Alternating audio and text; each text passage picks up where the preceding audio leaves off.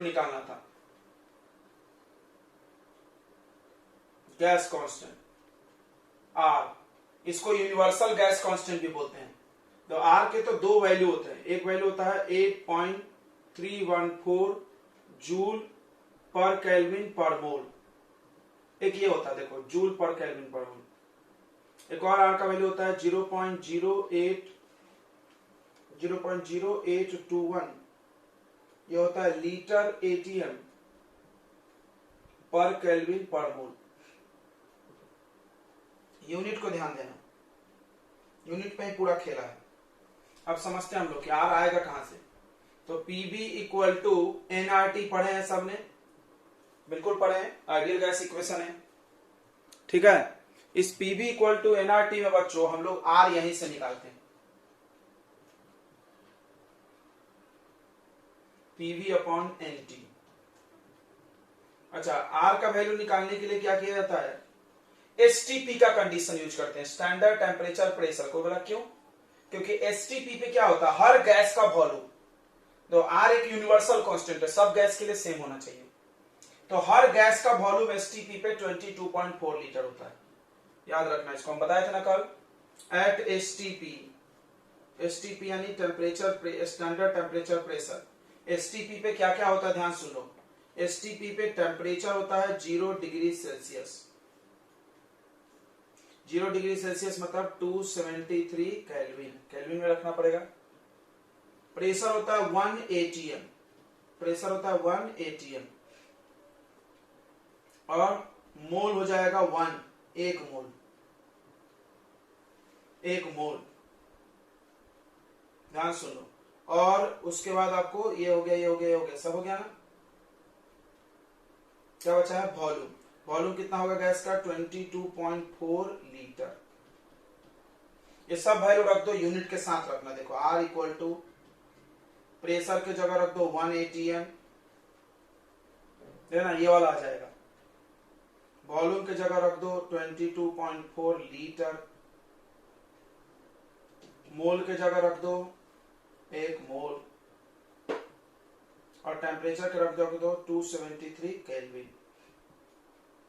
तो ये डिवाइड करोगे तो ये वाला वैल्यू आ जाएगा, देखो 0.0821 लीटर दिख रहा है, लीटर एटीएम भी दिख रहा है, पर मोल पर केल्विन भी दिख रहा है, लीटर एटीएम पर मोल पर केल्विन। ओके, एक वैल्यू या आर का ही आ गया।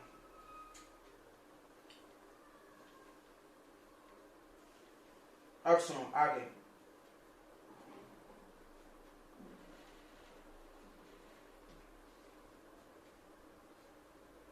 अब एटीएम को बना लो पास्कल में, एटीएम को क्या बना लो, पास्कल। सुनो इधर ध्यान दो, ये हो गया 1 एटीएम। बच्चों कल हमने पढ़ा होगा, एक एटीएम कितने पास्कल के बराबर है, जल्दी से बताइए अपने कॉपी में देख के।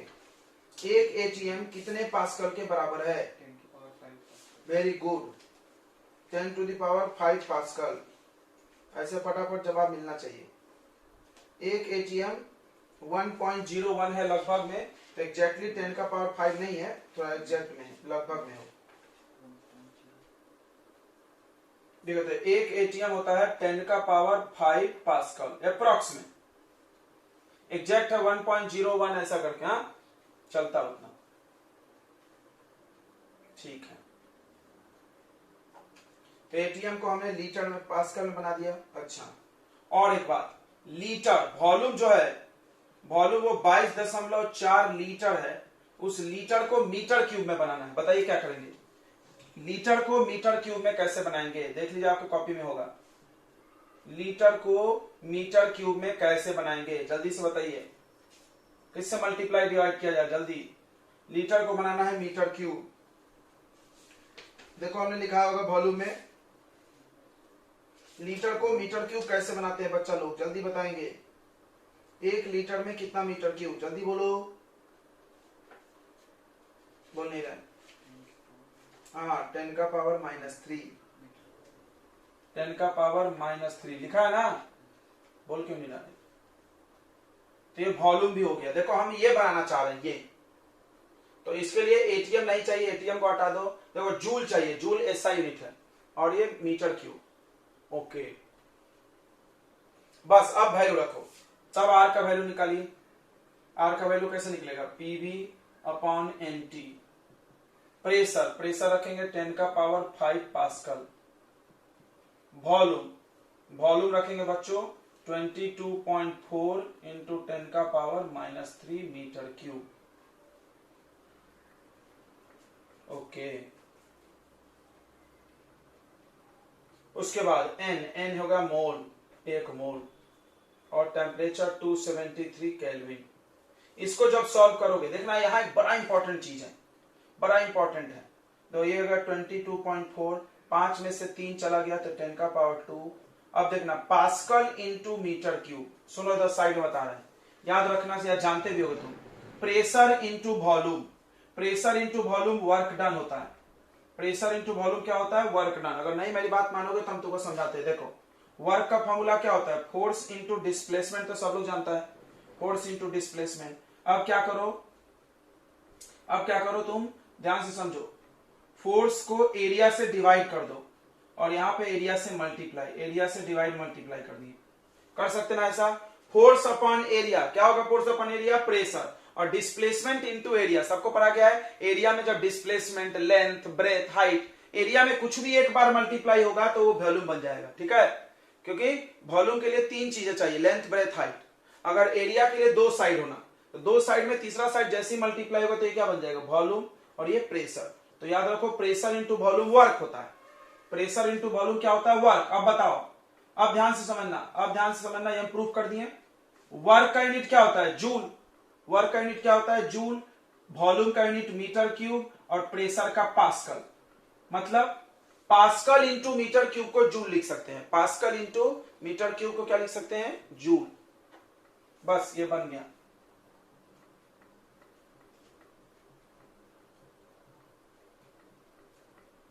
तो ये हो जाएगा, आपको ये पूरा सॉल्व कर लो तो आ जाएगा 8.314 पास्कल इंटू मीटर की हो जाएगा जूल पर केल्विन पर मोल। या आर का दूसरा वैल्यू। तो आर के 2 वैल्यू है, अलग अलग जगह यूज होता है क्वेश्चन के हिसाब से। तो फिर से सुन लो, जब क्वेश्चन में प्रेशर पास्कल में हो, देखो pressure SI unit, SI unit याद ना पास्कल, वॉल्यूम मीटर क्यूब में हो, सब एसआई में होगा तो ये यूज करना। और अगर हो सकता है क्वेश्चन में प्रेशर एटीएम में रहे, वॉल्यूम लीटर में रहे, तो ये वैल्यू, ठीक है। अलग अलग जगह पर अलग अलग वैल्यू यूज होगा, अलग अलग यूनिट है बस। चलिए नोट कर लीजिए फटाफट।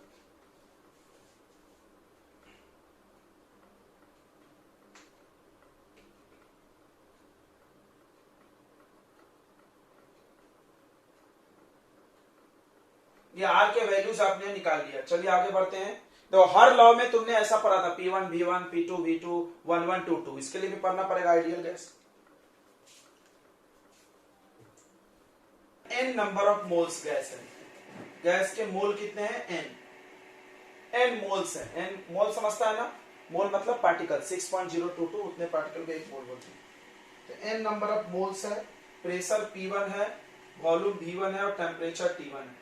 अब हमने क्या किया, इसको दबा दिए, पिस्टन को दबा दिए या फैला दिए, कुछ भी कर दिए, कंप्रेस कर दिए।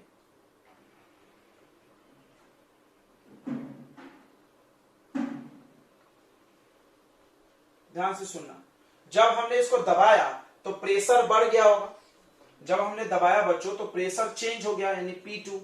वॉल्यूम कम हो गया, प्रेशर हाई वॉल्यूम कम। अच्छा, टेम्परेचर भी चेंज हुआ होगा, टेम्परेचर भी चेंज हुआ है, तुमने लॉ पढ़ा है कि जब प्रेशर बदलेगा तो टेम्परेचर बदलेगा, बराबर। तो टेम्परेचर भी T2 होगा। क्या नहीं बदला होगा पता है, नंबर ऑफ मोल्स नहीं बदला होगा। पहले मान लो इसमें गैस के 100 पार्टिकल थे, तो अभी भी 100 ही होंगे ना, उड़ तो नहीं गए ना, उड़े क्या यहाँ पे, नहीं ना, पिस्टन लगा हुआ है ना, क्लोज वेसल। यानी देखो 2 गैस है हमारे पास, हमने टेम्परेचर प्रेशर बदल दिया लेकिन मोल्स नहीं बदलेगा, मोल्स नहीं बदलेगा ना।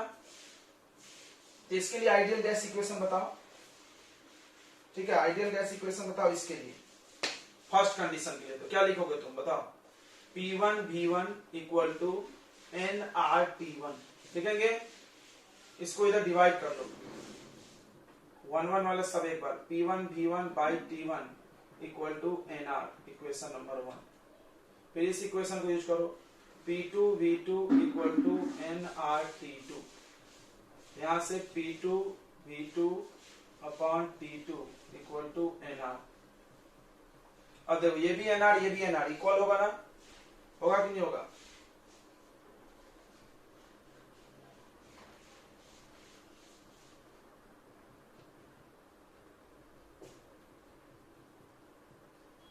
देखो तो जैसे सारे गैस लॉ में, सारे लॉ में से आया ना 1122 वाला, सब में आया है, बॉयल्स लॉ, चार्ल्स लॉ, जो भी लॉ देखो सब में 1122 है, तो इसमें भी है। इससे बहुत सारे क्वेश्चन बनते हैं, बहुत सारे, प्रेशर वॉल्यूम ऐसा दे देके, ठीक है, ध्यान समझेंगे। अब हम लोग पढ़ रहे हैं बच्चों ideal gas equation in terms of density.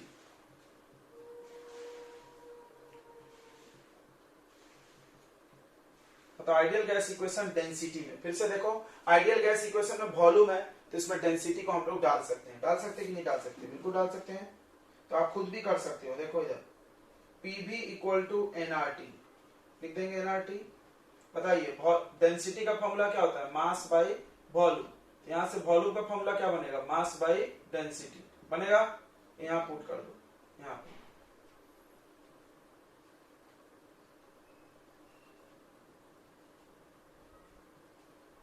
अब एक चीज और करो, मोल को भी तोड़ो।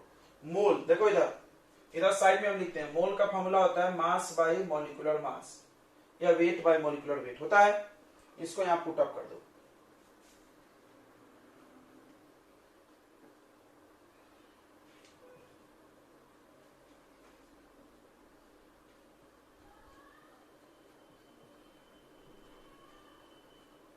जो मास से मास कट गया, ठीक है, तो क्या बचा फॉर्मूला? देखो ना ध्यान से, P by D equal to RT by N।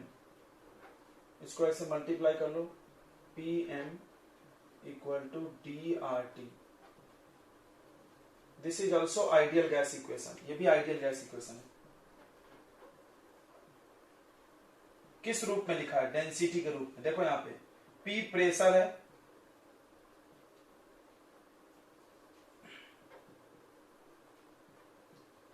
M molecular mass है। M क्या है? Molecular mass. D डेंसिटी है, R गैस कांस्टेंट है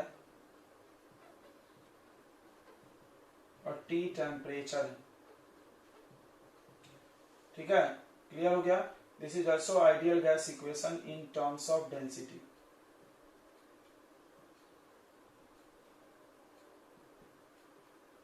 डेंसिटी के टर्म में, ठीक है, कोई दिक्कत नहीं है। सब गैस इक्वेशन एक ही जैसा हम तुमको पढ़ाएं। देखो जितने भी गैस इक्वेशन पढ़ा ऐसा ही, पहले 1122 में पढ़ो, फिर डेंसिटी में पढ़ो अगर वॉल्यूम में तो।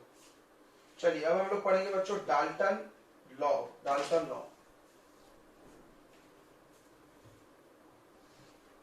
तो डाल्टन्स लॉ कब एप्लीकेबल है? सुनो ध्यान से। जैसे हमारे पास एक कंटेनर है, मान लो मेरे पास एक टैंक है, इस टैंक में बहुत सारे गैस भरे हैं एक साथ। बस यही शर्त है कि सब रिएक्ट नहीं करना चाहिए, कोई किसी से रिएक्शन नहीं करना चाहिए। ऐसे गैस भरना जो कि अभी रिएक्ट एक दूसरे से नहीं करते। जैसे हाइड्रोजन ऑक्सीजन भी रिएक्ट नहीं करता है, तो बोलो करता तो है, वाटर बनता है, तो नॉर्मल टेम्परेचर पे नहीं करता है, बहुत हाई टेम्परेचर चाहिए हाइड्रोजन और ऑक्सीजन को रिएक्ट करने के लिए, बहुत हाई। नाइट्रोजन तो करता ही नहीं रिएक्ट जल्दी, हीलियम न्यूएबल गैस है। तो अगर बहुत सारे गैसेस का मिक्सचर एक कंटेनर में भरा है, तो उसमें हर गैस के प्रेशर, मान लो एक गैस है वो प्रेशर लगाता होगा, हर गैस प्रेशर लगा अपना अपना मिल मिल के। मान लो टोटल, सुन के थोड़ा समझो, मान लो सबके सब मिला करके 1000 पास्कल प्रेशर लगा रहे, तो क्या नाइट्रोजन अकेले 1000 लगा रहा? नहीं, नाइट्रोजन कुछ प्रेशर, इसको ये कुछ ये कुछ ये कुछ, सब थोड़ा थोड़ा लगा रहे। तो हर गैस के द्वारा जो प्रेशर लगाएगा उसको पार्शियल प्रेशर बोलेंगे। ठीक है, समझ में आ गया? पार्शियल वर्ड का मतलब थोड़ा होता है, पता ही है तुमको। तो पूरे गैस मिल के जो प्रेशर लगा रहे हैं उसको टोटल प्रेशर बोलेंगे, और हर गैस जो प्रेशर लगा रहा है उसको क्या बोलेंगे? Partial pressure. याद हो गया नाम? ठीक है। अब इस लॉ ने क्या जरूरत है, क्या जरूरत है? तो इस लॉ से ये पता चलता है कि एक गैस कितना प्रेशर लगाती है। फिर से तो तुमने पढ़ा है, अभी हमने इसके पहले पढ़ा दिया गैस के प्रॉपर्टी में कि गैस को किसी भी कंटेनर में बंद करो तो प्रेशर लगाती है। ठीक है, अगर गैस एक है तो प्रेशर निकालना आसान है, अगर गैस एक ही है तो प्रेशर निकालना बहुत आसान है आइडियल गैस इक्वेशन से। कैसे भाई, कैसे कैसे कैसे? तो ideal gas equation PV equal to NRT. अब इसमें गैस का मोल रख लो, आर पता है, टेम्परेचर रख लो, वॉल्यूम ऑफ कंटेनर रख लो, गैस का रखना नहीं पड़ता, कंटेनर का, ये सब रख के इधर डिवाइड करो तो क्या निकल जाएगा, गैस का प्रेशर। बट अब क्या होगा अगर इसमें 4-5 गैस है तो तब यहां किसका प्रेशर लेंगे, किसका मोल लेंगे, किसका टेम्परेचर लेंगे भाई, तो अलग अलग प्रॉब्लम है। समझ में आ रहा है मेरी बात? अगर एक ही गैस है कंटेनर में तो आइडियल गैस से आराम से प्रेशर निकल सकता है, कोई प्रॉब्लम नहीं है, कोई इस लॉ की जरूरत ही नहीं है। लेकिन डाल्टन लॉ की जरूरत तब पड़ेगी बच्चों जब आपके पास एक से ज्यादा गैस का मिक्सचर एक कंटेनर के अंदर, mixture of gases, mixture of gases का प्रेशर निकालने के काम आता है। ठीक है, जब बहुत सारे गैस का आपके पास मिक्सचर हो तो आपको हर गैस का प्रेशर या टोटल प्रेशर या कुछ भी निकालना होगा तो डाल्टन लॉ पर ही आना पड़ेगा। ठीक है, तो ध्यान से सुनो, दिस लॉ इज एप्लीकेबल या this law is used to calculate pressure applied by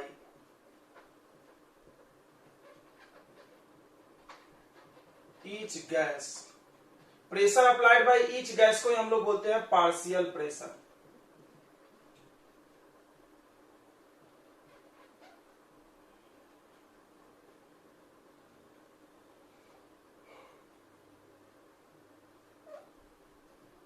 for mixture of gases।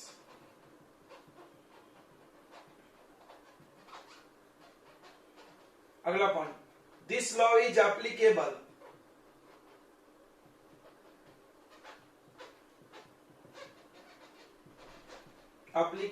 on mixture of gases in a container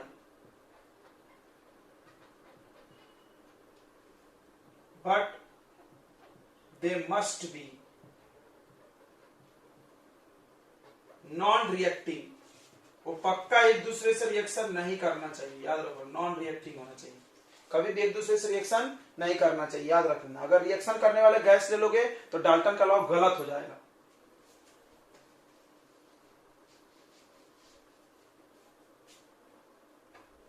जैसे देखो, एग्जांपल देखो, जैसे H2 प्लस N2 इसमें लगेगा, लगेगा, समझ रहा, H2 प्लस O2 इसमें लगेगा, लगेगा, रूम टेम्परेचर पर लगेगा। हाइड्रोजन गैस और हीलियम गैस लगेगा, बिल्कुल, ये तो नोबल गैस है। ठीक है, अब एक हमने लिया H2 प्लस Cl2, लगेगा नहीं, ये दोनों रिएक्ट कर जाता है, क्या बना लेता है, HCl। कोई बोलेगा सर यहाँ वाटर बनता है, नहीं नहीं नहीं बनता, नॉर्मल टेम्परेचर पर नहीं बनता है, बहुत हाई टेम्परेचर चाहिए। ये लोग नॉन रिएक्टिंग गैस है।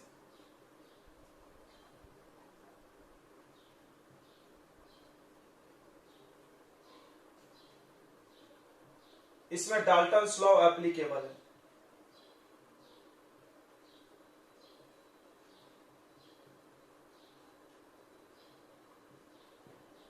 ये नॉन रिएक्टिंग गैस है बच्चों, इसमें डाल्टन का नियम लगेगा। ठीक है, अब डाल्टन लॉ बोलता क्या है, तो बहुत सिंपल सा लॉ है। According to this law,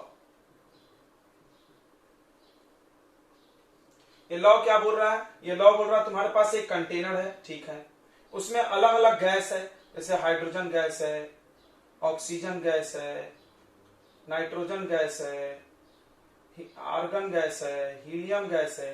her gas container के वॉल पे अपना अपना प्रेशर लगाता होगा, जिसको हम पार्शियल प्रेशर बोलते हैं। तो इन सबके प्रेशर को जोड़ दो तो टोटल प्रेशर आएगा, सही है ना? तो इसमें कौन सा रॉकेट साइंस नहीं है, यहां भी वही बोला था।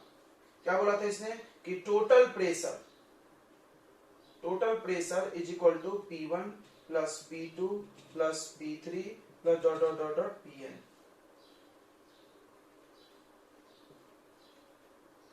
ये लॉ बोला था। क्या स्टेटमेंट है, स्टेटमेंट देख लो, ये स्टेटमेंट क्या बोलता है, the total pressure exerted by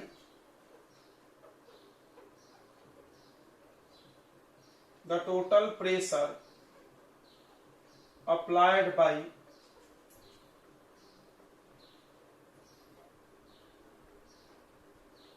mixture of gases applied by mixture of gases, mixture of non-reacting gases.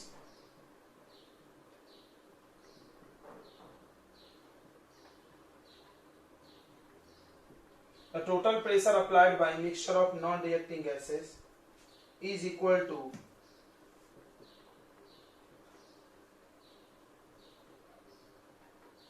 sum of partial pressure of each gases. ठीक है, ये लिखा हुआ है देखो, टोटल प्रेशर पूरे गैस का प्रेशर सारे गैस के पार्शियल प्रेशर के सम के बराबर होगा। बहुत इंपॉर्टेंट है और बहुत आसान भी है। ठीक है, समझ में आ रहा है ना। यहाँ पर P क्या है, टोटल प्रेशर है, और P1 क्या है, P1 हो गया partial pressure of first gas. मान लो यहाँ 4-5 गैस है, यहाँ पर अगर आपसे कोई P टोटल पूछे तो pressure partial pressure of hydrogen gas plus partial pressure of nitrogen gas plus partial pressure of argon plus partial pressure of oxygen, सबके प्रेशर को प्लस कर दो तो ये टोटल प्रेशर निकल जाएगा। अब सवाल है पार्शियल प्रेशर कैसे आएगा, तो इसका वैल्यू निकालने के लिए हम लोग आइडियल गैस इक्वेशन लगाएंगे। ठीक है, इतनी बातें क्लियर हो गई। तो अब हम लोग यूज करेंगे आइडियल गैस इक्वेशन, इसी में करा जाए। यहाँ पे यहां से करिए,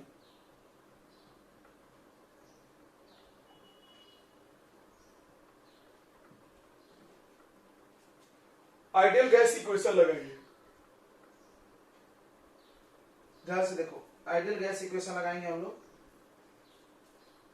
तो क्या है, हमारे पास एक कंटेनर है, ये कंटेनर है। ठीक है, इसमें बहुत सारी गैसेस हैं, P1 है, P2 है, P3 है, सब अपना अपना प्रेशर लगा रहे हैं, कोई इधर कोई इधर कोई इधर,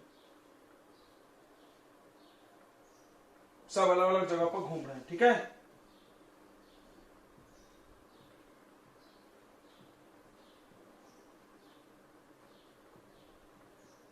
तीन प्रकार का गैस है। देखो, ये जो दीवार पे प्रेशर लगा रहा है लोग, इसको पार्शियल प्रेशर को हम लोग P1 बोलेंगे। ये जो अपना दीवार पे प्रेशर लगा रहा है कहीं भी, इसको क्या बोलेंगे, P2। ये स्टार वाला जो लगा रहा है प्रेशर, इसको क्या बोलेंगे, P3। अब देखो ध्यान से समझना, P1 का वैल्यू कितना होगा, P1 का वैल्यू हो जाएगा PV इक्वल टू NRT से, PV इक्वल टू NRT से निकालेंगे P1 का वैल्यू। P1 का वैल्यू कहां से निकलेगा, प्रेशर वॉल्यूम NRT। ध्यान समझना एक एक चीज, प्रेशर P1, ठीक है, वॉल्यूम किसका, कंटेनर का। तो किसी भी गैस को किसी कंटेनर में रखते हो तो गैस का वॉल्यूम कंटेनर के बराबर, ये डायलॉग याद होगा तुमको। एन नंबर ऑफ मोल्स इसका, तो N1 लिखना, अलग अलग मोल होगा। R कांस्टेंट है, टेम्परेचर भी T1, सबका टेम्परेचर T होगा। ठीक है, देख लो यहाँ पे, इधर का मिटा दे, हो गया बच्चों। इधर का हो गया क्या, जल्दी से बताइए। इधर का हो गया। ये लॉ कब लगेगा, जब ऐसे गैस के मिक्सचर पे लगेगा जो आपस में रिएक्शन नहीं करना चाहिए। ये बात क्लियर हो गया। Mixture of non reacting gases, क्या बोलता है ये लॉ, कि सारे गैस के द्वारा लगाए गए प्रेशर का सम टोटल प्रेशर होगा। ये याद कर जाइए, यही याद करना। तो अब हम कल पूछेंगे तो कथा मत बता देना, फार्मूला बताओ सीधे। फार्मूला बोलोगे हम समझ जाएंगे, कथा मत बोलो मेरे से कि सारे गैस का सम, ऐसा नहीं, डायरेक्ट सीधे मेरे को फॉर्मूला बता दे, P total equal to P1 plus P2 plus P3 dot dot dot Pn। इतनी बातें समझ गई तो हाँ बोलो। चलिए तो आगे देखते हैं हम लोग, ध्यान दो इधर। हमारे पास ये आइडियल गैस इक्वेशन है, इसमें P1 P2 P3 का वैल्यू निकाल के पुट अप करना है आइडियल गैस इक्वेशन से। सॉरी गलत बोल दिया, ये हमारे पास डाल्टन लॉ है। हम क्या करेंगे, इसमें P1 P2 P3 का वैल्यू आइडियल गैस इक्वेशन से निकालेंगे। कैसे निकालेंगे, आइडियल गैस इक्वेशन। फिर से देख लो, यहां पर एक कंटेनर है, इसमें 2-3 प्रकार के गैस भरे हुए हैं। ये पहला टाइप है ब्लैक डॉट वाला, ये दूसरा टाइप है हॉलो वाला, ये तीसरा टाइप है स्टार मार दो। ठीक है, हर गैस कंटेनर के वॉल पे प्रेशर लगा रहा है।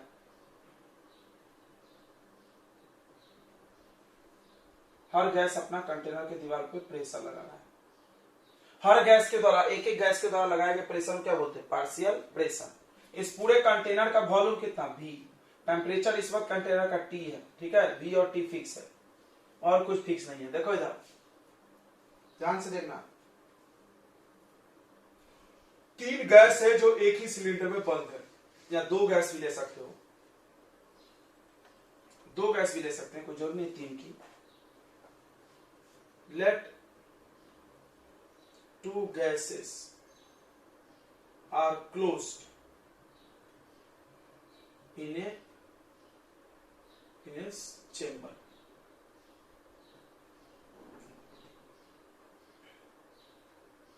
ठीक है, तो पार्शियल प्रेशर ऑफ, ध्यान सुनना, partial pressure of first gas, पहले गैस का पार्शियल प्रेशर P1, ध्यान समझना, partial pressure P1 equal to, P equal to क्या होता है? nRT upon V।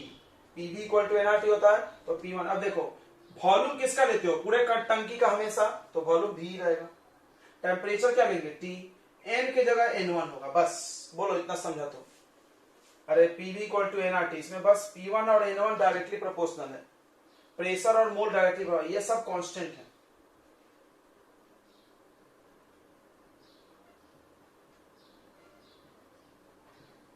Partial pressure of second gas P2 equal to N2RT by V। इसी तरह Pn भी निकाल लो, ठीक है। चलिए अब इन सब वैल्यू को इधर पुट कर देना, पुट इन फर्स्ट।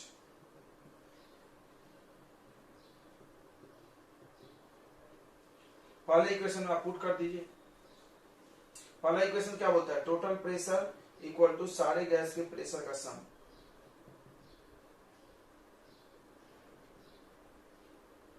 ठीक है, इतनी बातें समझ में आ गई। P1 ये है N1RT,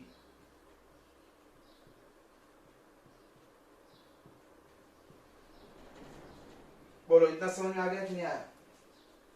अब क्या करो आप, मिटा दें। हमने 2 ही गैस लिया है, इसलिए बस P1 प्लस P2। 3 गैस लोगे तो P3 भी रख सकते हैं।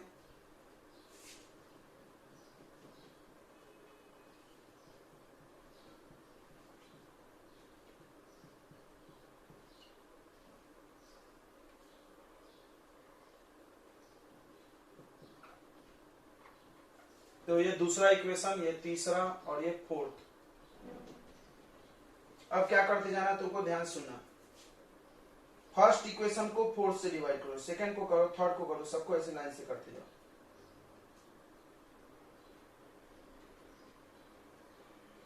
और नहीं तो वैल्यू डाल दो, ठीक है, रुक जाओ। पुट ऑल वैल्यू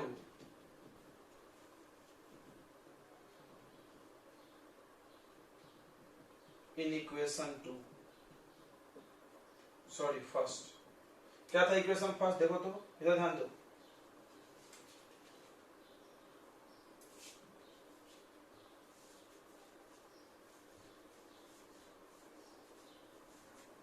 अब इक्वेशन क्या था डाल्टन का? Pt equal to P1 plus P2 था ना, dot dot dot.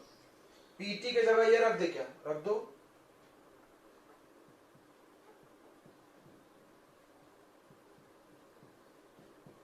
R1 P1 की जगह ये रख दें, P2 की जगह ये रख देते हैं। चलो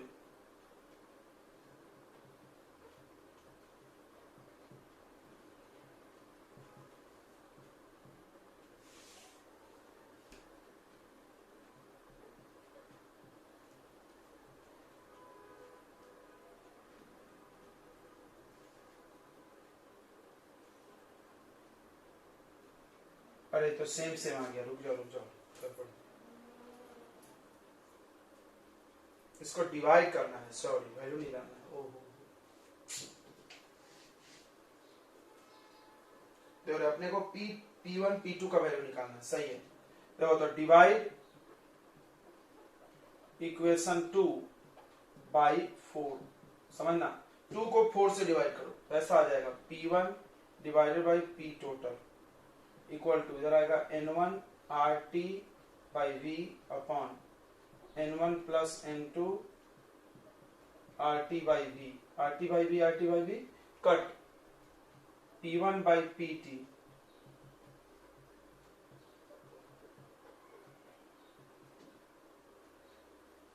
जो सबने ये पढ़ा है, बताओ क्या होता है? ये क्या होता है? एक का मोल डिवाइडेड बाय टोटल मोल। किसी को याद है?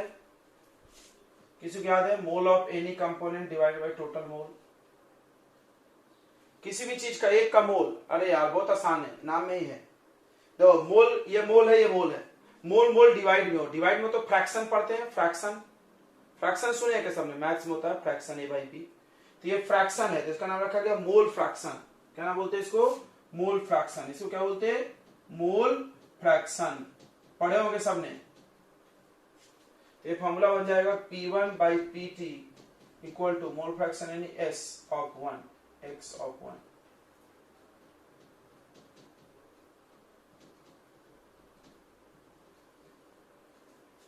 ये आ गया बच्चों फॉर्मूला, देख लो। X क्या होता है देख लो, X1 हो गया मोल फ्रैक्शन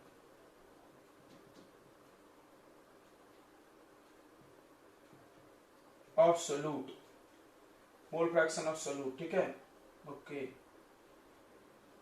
चलिए तो यहां से एक लॉ बन गया, देखो पार्शियल प्रेशर का फॉर्मूला आ गया। देखो partial pressure equal to total pressure into mole fraction. ये भी डाल्टन लॉ बोलते हैं, this is also Dalton law.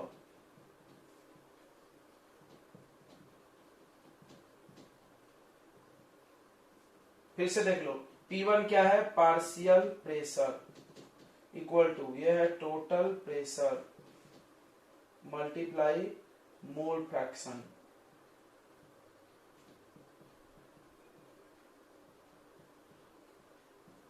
Mole fraction मतलब मोल ऑफ 1। देखो मोल फ्रैक्शन क्या होता है? देखो फ्रैक्शन मतलब डिवाइड, मोल मोल डिवाइड करो। देखो ऊपर 1 लिए, नीचे टोटल लिए तो X1 आया।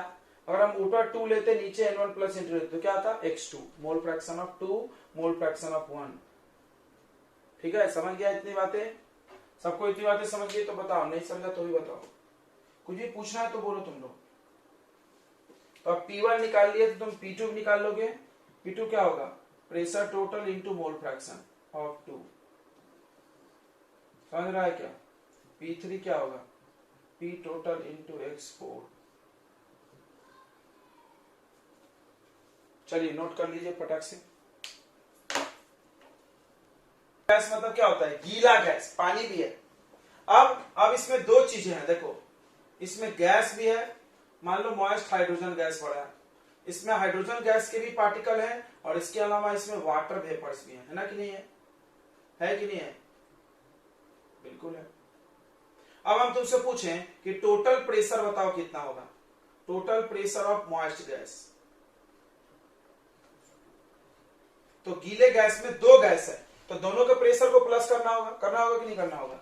क्या प्रेशर ऑफ ड्राई गैस, मतलब यह हाइड्रोजन जब सूखे में था तो कितना प्रेशर लगा था, plus pressure applied by moisture.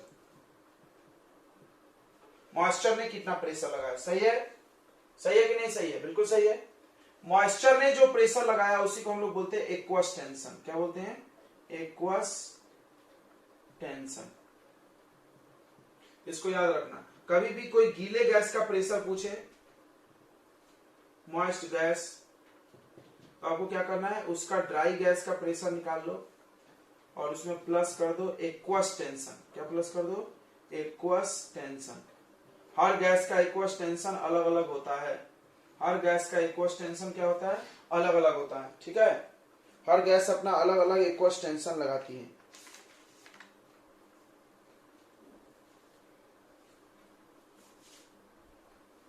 Aqueous tension मतलब क्या हो गया? Pressure applied by water vapour.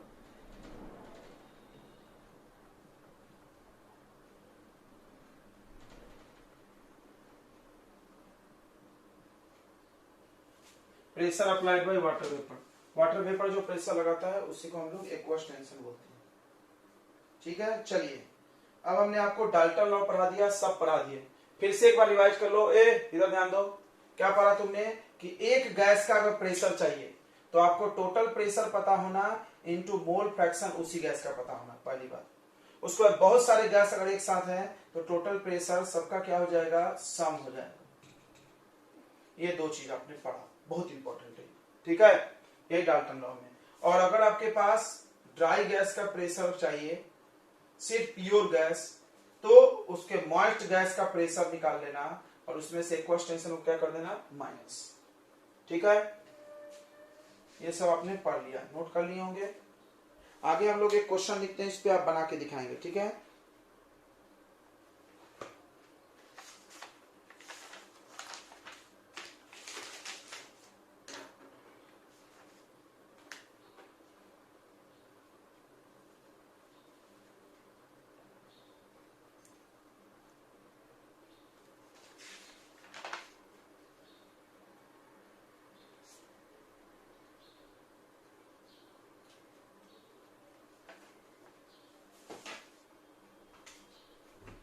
चलिए क्वेश्चन है, देखो, a fix amount of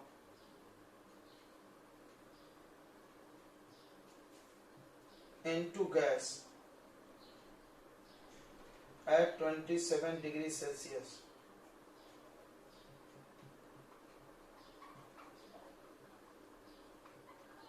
is measured for pressure in a gas is measured, then pressure applied by gas के द्वारा लगाया गया प्रेशर कितना था, 800 mm of Hg।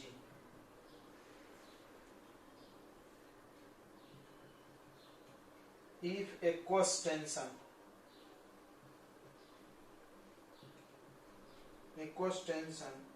at this temperature, इस टेम्परेचर पे aqueous tension है 20 mm Hg, find the mass of gas।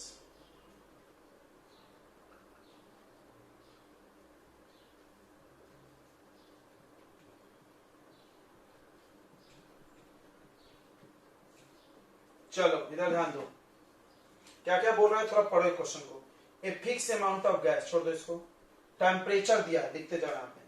Temperature दिया है 27 डिग्री सेल्सियस, डिग्री में नहीं चलेगा, केल्विन में बनाना पड़ेगा, बताए थे।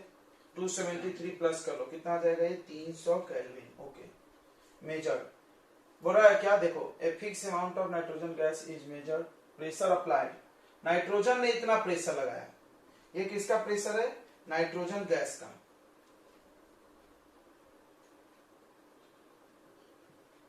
Pressure applied by nitrogen gas.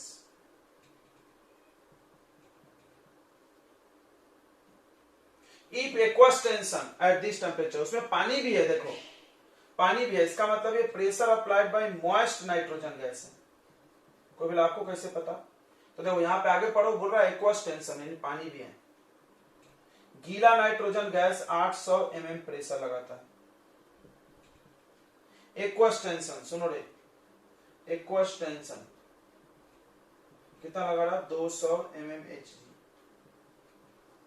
Find मास, मास के लिए प्रेशर चाहिए, देखो इधर कैसे हम लोग ये इक्वेशन यूज करेंगे, Pv इक्वल टू nRT, एकदम प्रेम से समझना। Pv इक्वल टू n को बदल देंगे mass by molecular mass into RT, बन गया सवाल। मास निकालना है तुमको, प्रेशर वॉल्यूम ये सब लाओ। यहाँ प्रेशर ड्राई गैस का रखा जाता है। Pv इक्वल टू nRT में कौन सा गैस का प्रेशर दिया था, ड्राई गैस। हमको कौन सा गैस का दिया, मॉइस्ट। चलिए तो ये फॉर्मूला लगाएंगे, ये फॉर्मूला लगा दो, ठीक है, मिटा दे ऊपर वाला।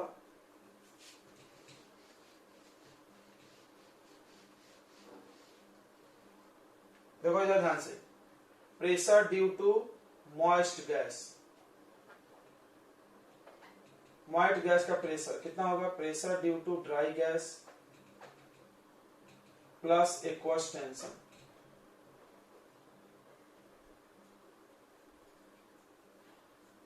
तो बताइए मॉइस्ट गैस का प्रेशर कितना, 800, pressure due to nitrogen gas चाहिए, एक्वस टेंशन है 200, ये इधर माइनस हो जाएगा 600, नहीं 200 नहीं है, 20 है ना, 20 है ना, यहाँ भी 20 हो, तो ये माइनस हो जाएगा। 800 में से 20 गया, कितना बचेगा 780। तो प्रेशर का ये सब यूनिट चलता है, ठीक है ना, प्रेशर के सब यूनिट चलते हैं। अब चलो प्रेशर आ गया, वो फॉर्मूला यूज करेंगे, देख लो। पीवी यानी pressure of nitrogen gas, volume of nitrogen gas equal to N को तोड़ देंगे mass by molecular mass into RT. ध्यान से देखो, प्रेशर ऑफ नाइट्रोजन गैस तो आ ही गया 800, नहीं sorry 780। Volume of nitrogen gas ये क्या दिया 2 लीटर, यहाँ लिखना भूल गए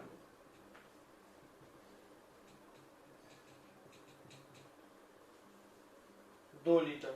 देखना ध्यान से पेन से। तो वॉल्यूम लीटर में है, थोड़ा एक बात सोच के बताइए, वॉल्यूम तो लीटर में है, तो आर का कौन सा वैल्यू चलेगा। आर का एक वैल्यू था 8.314 जूल पर केल्विन पर मोल, और एक वैल्यू था आर का 0.082 एटीएम लीटर पर केल्विन पर मोल, यही चलेगा क्योंकि लीटर लीटर मैच कर रहा है। देखो वॉल्यूम लीटर में, ओके। मास निकालना है, मॉलिक्यूलर मास। नाइट्रोजन गैस, सुनो रे, नाइट्रोजन गैस की बात किया पूरे क्वेश्चन में। नाइट्रोजन गैस का मॉलिक्यूलर मास कोई भी निकाल सकता है। एक नाइट्रोजन का होता है 14, मॉलिक्यूलर वेट समझता है ना भाई, सबके प्लस प्लस कर दो जितने भी लोग हैं। N2 कितने नाइट्रोजन है 2। एक नाइट्रोजन का नंबर होता है 7 और मास होता है 14, तो 2 नाइट्रोजन कितना मास होगा 28। आर का वैल्यू 0.082। टेम्परेचर दिया है क्या, ये दिया है 27। बन जाएगा यहां से। तो एक ट्रिक बताएं क्या, जब ये वैल्यू यूज करना तो 1/12 इसकी जगह करना, क्या करना 1/12 भी इतना ही होता है पॉइंट में। चलो जाने दो, इसको आप सॉल्व करोगे तो यहां से मास आ जाएगा, करके देखिए। अब मेरे को एक बात बताइए, हमको कैसे पता आर का ये वैल्यू डालना है, बताओ। हाँ लीटर क्वेश्चन में दिखा, वहां लीटर मिल गया, तो चलिए अच्छी बात।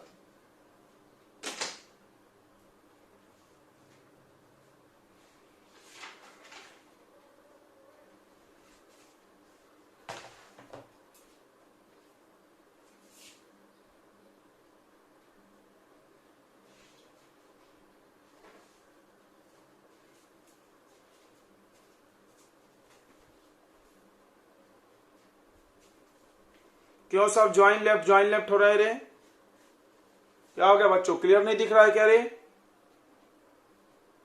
हेलो बच्चों, क्लियर दिख रहा है क्या। बहुत सारे लोग बीच में ज्वाइन हो रहे हैं, लेफ्ट हो रहे हैं, ज्वाइन हो रहे हैं, लेफ्ट हो रहे हैं, गेम खेल रहे हैं क्या सब।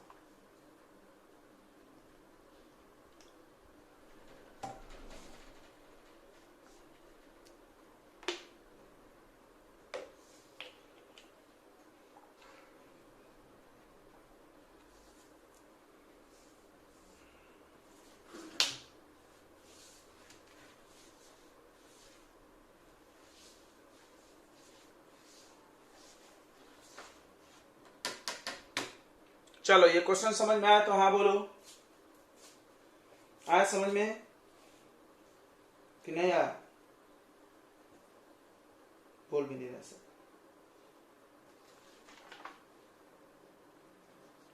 अरे नहीं आया तो कुछ पूछ लो यार, शर्माओ मत। डाल्टन लॉ पे सवाल बना रहे हैं हम लोग, और क्या कर रहे हैं। तो केमिस्ट्री का न्यूमेरिकल ज्यादा भारी नहीं होते, बस डायरेक्ट फॉर्मूला भरने वाले होते हैं।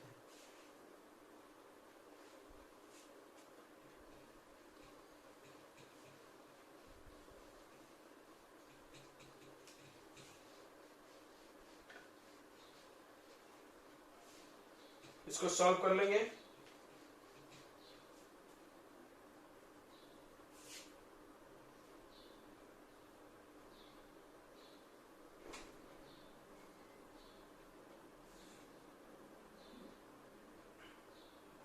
तो अब मोल पे सवाल देंगे। देखो रे, किसी भी चीज का मोल कैसे निकलता है, ऊपर लिख दो वेट और नीचे क्या लिख दो उसका मॉलिक्यूलर वेट, मोल आ जाएगा। और सुनो, मोल मोल डिवाइड करके मोल फ्रैक्शन आएगा, मोल फ्रैक्शन आएगा तो पार्शियल प्रेशर आएगा। चलो तो अगला क्वेश्चन देखो।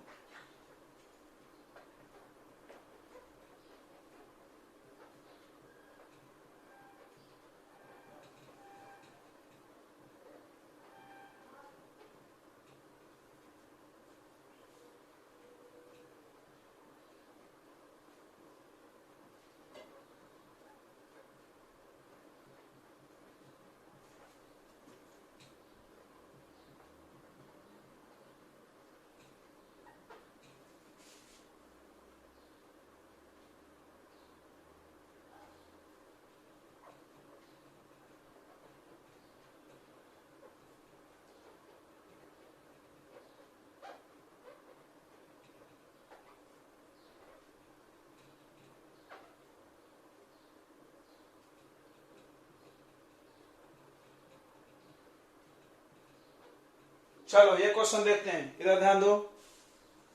चालू छपे जब से जाओ बच्चों, इधर ध्यान दो। दो गैस है, मीथेन और हीलियम। ओके, दोनों का मास दिया है। सबसे पहला पूछा मोल फ्रैक्शन, है तो बहुत आसान है। मोल फ्रैक्शन के लिए मोल निकालना होगा ना। तो चलो पहले मोल निकालते हैं। Mole of methane.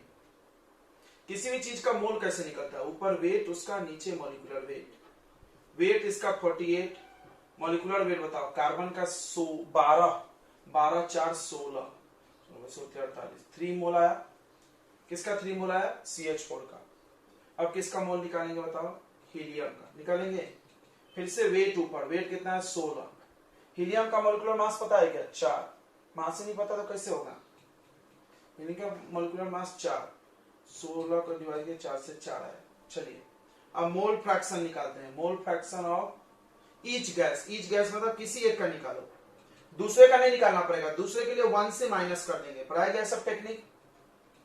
तो फिर से बता दें, दो लोग अगर है, दोनों का मोल फ्रैक्शन प्लस करके 1 आता है। याद रखना, हमेशा मोल फ्रैक्शन जितने भी गैस हैं सबको प्लस करके 1 आता है। तो अगर हमको एक का मोल फ्रैक्शन आ गया तो दूसरा का नहीं निकालना है, दूसरा को 1 में से क्या कर देना? माइनस। तो मोल फ्रैक्शन ऑफ CH4, ऊपर ले लेंगे मोल ऑफ CH4। तो जिसका मोल फ्रैक्शन उसका मोल ऊपर, नीचे टोटल मोल। टोटल यानी CH4 plus mole of helium. CH4 का मोल है ऊपर 3 और नीचे हो गया 3 प्लस 4 यानी 7। अगला चाहिए हीलियम का, तो ऐसा लिखो 1 minus mole fraction of CH4, 1 minus 3/4, sorry 3/7। LCM ले लो, 7 माइनस 3, 4/7। ये आ गया मोल फ्रैक्शन। बोलो समझ में आया कि नहीं आया? अब हम लोग क्या करेंगे, देखो इधर। अब हमको दो फार्मूला है मेरे पास। एक है अगर पार्शियल प्रेशर चाहिए तो total pressure into mole fraction होना कि नहीं होना? और टोटल प्रेशर कहां से आता है? Ideal gas equation. याद रखना, आइडियल गैस इक्वेशन में जो P होता है वो होता है टोटल प्रेशर। P क्या होता है? Total pressure. देखो इधर, तो यहां से टोटल प्रेशर निकालेंगे, P टोटल। वॉल्यूम, वॉल्यूम कहां दिया है? अरे वॉल्यूम नहीं दिया है, वॉल्यूम दिया है यार, छोड़ दी। तो वॉल्यूम दिया है 2 लीटर और टेम्परेचर दिया है 27 डिग्री सेल्सियस। याद रखो, सही है। तो वॉल्यूम हो जाएगा, देखो इधर, वॉल्यूम 2 लीटर और ये सेल्सियस को बदल देना 273 प्लस करके केल्विन में। कितना केल्विन आ जाएगा? 300। ठीक है, चलिए वॉल्यूम दिया है 2 लीटर। मोल, मोल मोल मोल मोल, किसका मोल? किसका मोल? दोनों का मोल, क्योंकि प्रेशर टोटल लिए हैं, प्रेशर टोटल लिए हैं तो मोल भी किसका लेंगे? दोनों का। N1 plus N2।